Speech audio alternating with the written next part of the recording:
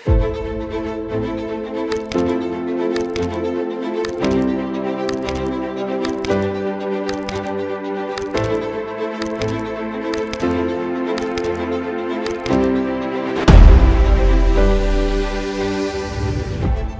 শুনানির শেষে সোমবার বাংলাদেশের প্রাক্তন প্রধানমন্ত্রী শেখ হাসিনাকে ফাঁসির নির্দেশ দিল সে দেশের আন্তর্জাতিক ট্রাইব্যুনাল আদালত।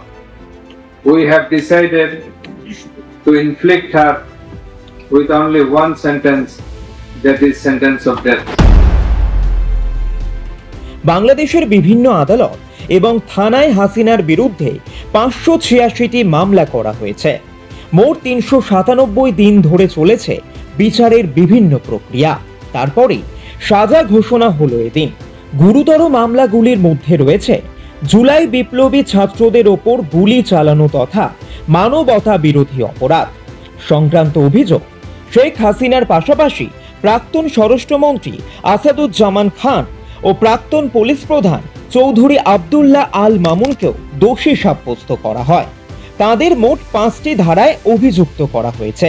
শেখ হাসিনার পাশাপাশি বাংলাদেশের প্রাক্তন স্বরাষ্ট্রমন্ত্রী আসাদুজ্জামান খানকেও মৃত্যুদণ্ড দিয়েছে বাংলাদেশের আন্তর্জাতিক ট্রাইব্যুনাল। অপর অভিযুক্ত প্রাক্তন পুলিশ কর্তা আল মামুনকে ক্ষমা প্রদর্শন করে মাত্র 5 বছরের জন্য কারাদণ্ড দেওয়া হয়েছে রাজসাক্ষী হওয়ার কারণে। হাসিনার মৃত্যুদণ্ডের রায় ঘোষণা হতেই হাততালিতে ফেটে পড়ল আদালত পক্ষ। With only one sentence, that is sentence of death.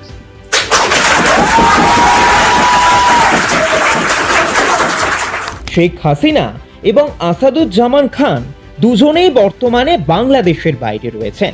সে কারণে তারা সাজা ঘোষণার পরে আপিল করতে পারবেন না বলে জানাচ্ছেন আইনজীবীরা।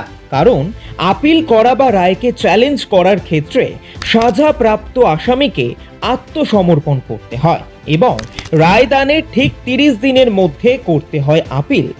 আইন শৃঙ্খলা রক্ষা বাহিনীর হাতে ধৃতকে আপিলের অন্ততপক্ষে সুযোগটুকু দেওয়া হয়।